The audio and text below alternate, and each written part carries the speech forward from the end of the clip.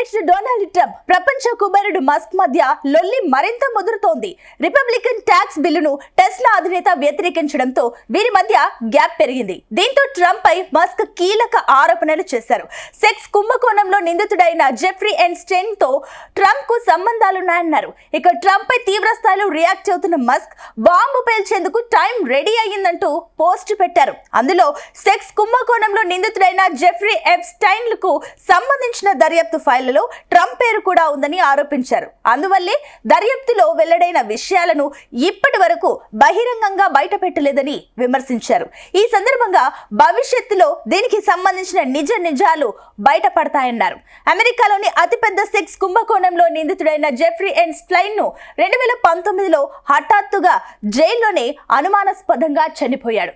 Jeffrey మరణం తర్వాత కేసుకు సంబంధించిన దర్యాప్తు ఫైళ్లను బయటపెట్టాలని కొంతమంది డిమాండ్ చేశారు. అందుకు తనకు ఎలాంటి ఇబ్బంది లేదని ట్రంప్ గతేడాది అధ్యక్షుడిగా ఎన్నిక కాకముందు పేర్కొన్నారు.